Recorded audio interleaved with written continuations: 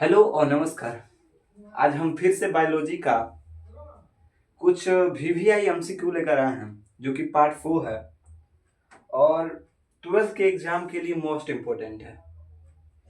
जैसे कि हम आगे बढ़ के क्वेश्चन को देख सकते हैं।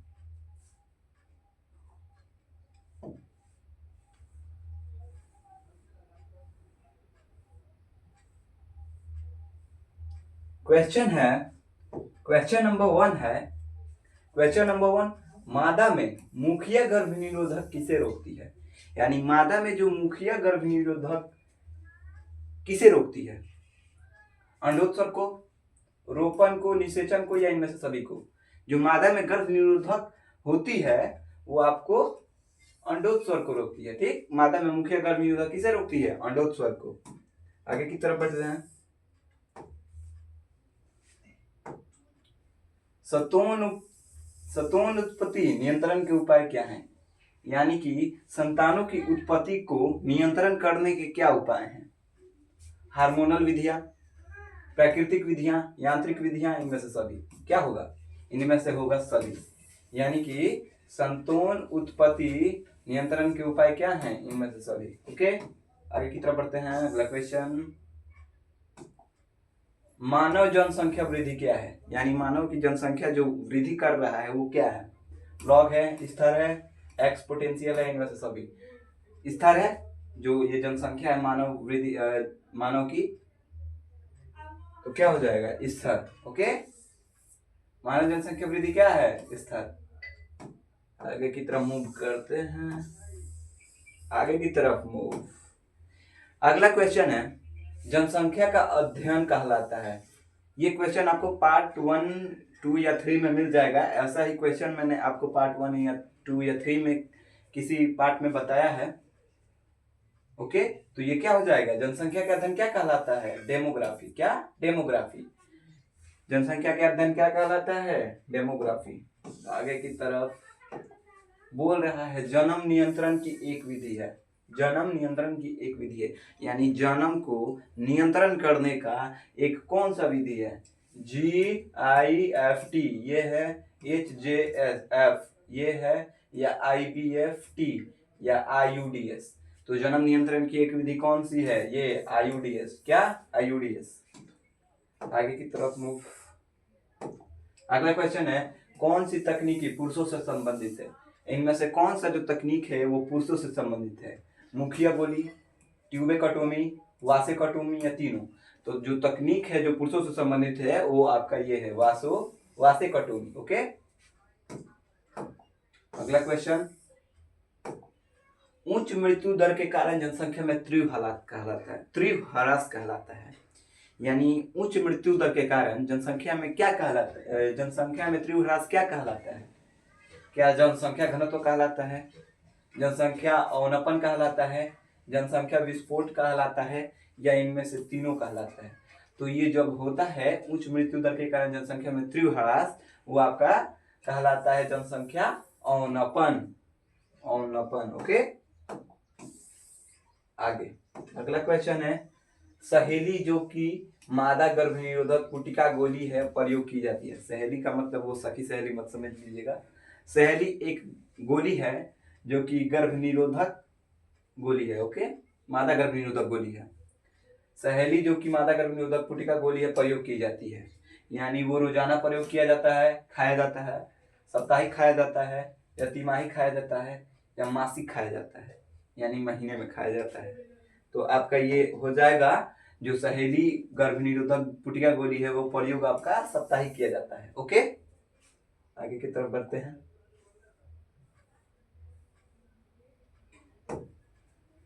भारत में प्रथम जनगणना प्रारंभ हुई। भारत में प्रथम जनगणना कब प्रारंभ हुई थी? 1851 में, 1891 में, 1921 में, 1951 में। तो जो भारत में प्रथम जनगणना प्रारंभ हुई थी वो आपका 1891 में हुआ था। क्या? 1891। तो आपका ये आंसर सही हो जाएगा। ओके, आगे की तरफ मूव करते हैं।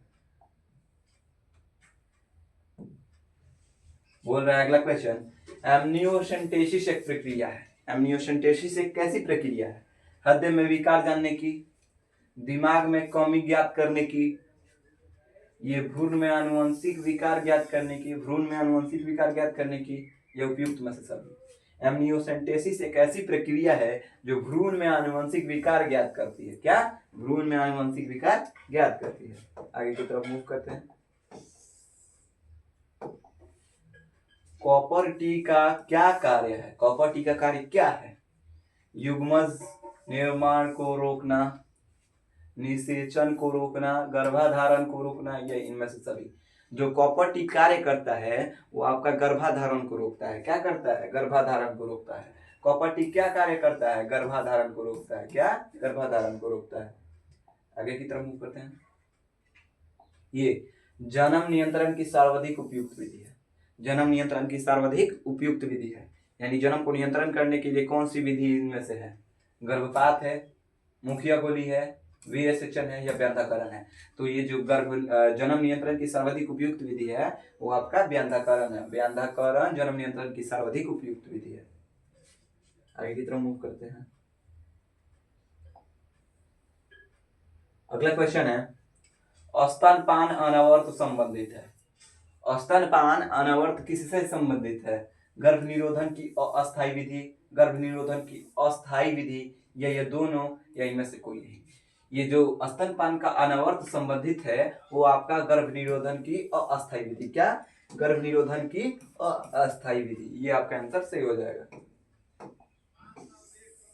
अगला क्वेश्चन देखते हैं। निम्न में कौन सी जन्म नियंत्रण युक्ति स्त्री द्वारा प्रयोग नहीं की जा सकती? यानी ऐसा कौन सा युक्ति है जो जन्म नियंत्रण के लिए स्त्री उपयोग नहीं करती? डायफॉर्म, मुखिया गोली, या निरोध, या इनमें से सभी। ये इनमें से निम्न में से कौन सी जन्म नियंत्रण युक्ति स्त्री द्वारा प्रयोग नहीं की जा सकती? तो आपका क्या हो जाएगा? निरोध। निरोध को कौन यूज करते हैं? ये जेंट्स। ओके, किस लिए? तो वो जन्म नियंत्रण युक्ति को जन्म नियंत्रण के लिए। ओके, और ये अगला क्वेश्चन है, फूलों की कृषि को क्या कहते हैं? फूलों की कृषि को क्या कहते हैं? फ्लोरिकल्चर। फूलों को कृषि को क्या करते हैं? क्या कहते हैं?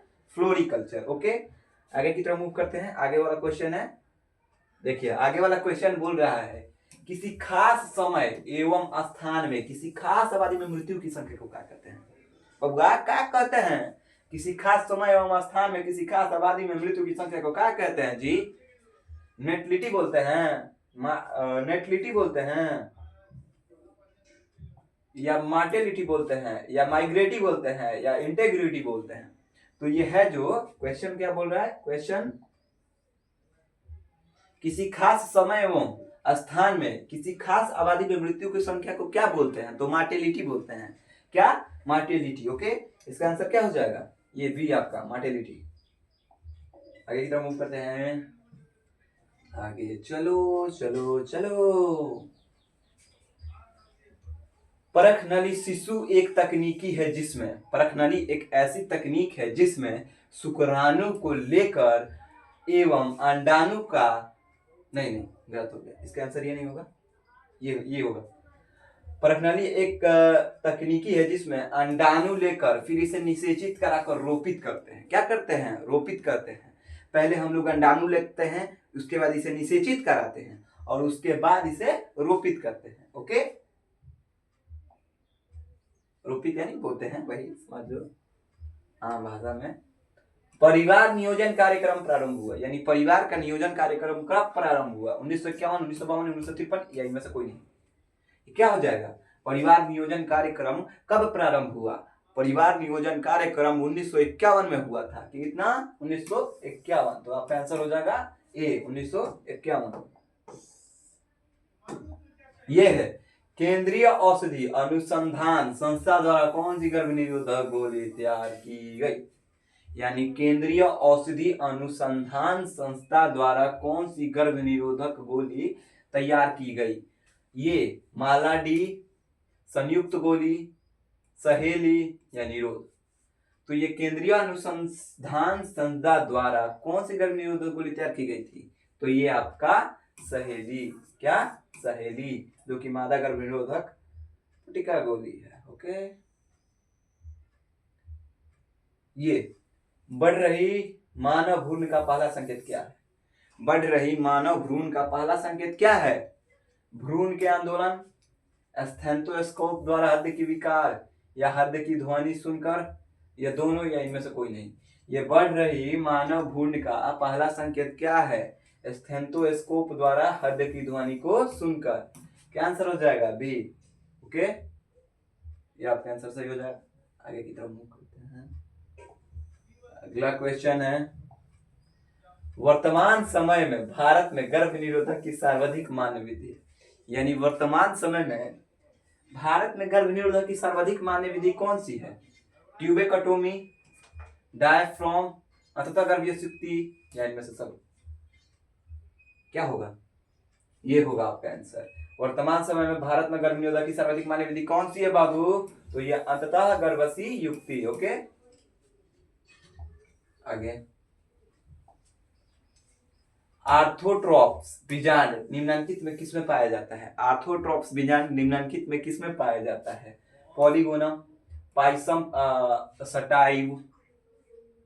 सटाइवम और सोलेनम निग्रम। ओके, और ये तीनों। तो जो आर्थोट्रोपस बीजांड होता है वो आपका पॉलीगोनम में पाया जाता है। किसमें? पॉलीगोनम में। ओके, आपका आंसर सही हो जाएगा। अगला क्वेश्चन देखते हैं। अगला क्वेश्चन है, पेपिलोमा विषाणु क्या है? पेपिलोमा विषाणु क्या है? क्या ये जननांग समस्या है, निषेचन समस्या है, दोनों समस्या है, या इनमें से कोई नहीं है? जो पेपिलोमा विषाणु है ये आपका जननांग समस्या फैलने वाला है। क्या फैलने वाला? जननांग समस्या है। क्या हो जाएगा? जननांग समस्या। ओके, इसके द्वारा ही मस्सा वगैरह होता है हमारे शरीर में। किसके द्वारा? तो पेपिलोमा विषाणु के द्वारा। हाँ, तो अगला क्वेश्चन है, शरीर की हड्डियों को मजबूत रखने में कौन मदद करता है? यानी कौन सी विटामिन हमारे शरीर की हड्डियों को मजबूत रखने में सहायता करता है? Vitamin A, vitamin B, vitamin C, या विटामिन डी? जो हमारे शरीर के हड्डियों को मजबूत रखने में मदद करता है वो आपका विटामिन डी है। क्या? विटामिन डी आपका आंसर सही हो जाएगा। अगला क्वेश्चन देखते हैं। अगला क्वेश्चन है, अगला क्वेश्चन है, मासा किस विषाणु के द्वारा फैलता है? ये हमारा लास्ट क्वेश्चन और यही अगला क्वेश्चन है। मस्सा किस विषाणु के द्वारा फैलता है? तो अभी हम आपको बताया कि पेपिलोमा विषाणु जननांग समस्या है जिसके द्वारा मस्सा वगैरह निकलता है। ठीक, तो मस्सा किस विषाणु के द्वारा निकलता है? मस्सा किस विषाणु के द्वारा निकलता है? ऐसा होगा, मस्सा किस विषाणु के द्वारा फैलता है? तो ये आपका पेपिलोमा विषाणु या पेपिलोमा वायरस, जो बोलिए आप। इसी के साथ हमारा ये वाला पार्ट 4 का क्लास खत्म होता है और आपसे मिलते हैं इसके बाद वाले वीडियो में। तब तक के लिए इस वीडियो को लाइक, सब्सक्राइब, कमेंट करें और शेयर करें। तब तक के लिए धन्यवाद और बाय बाय।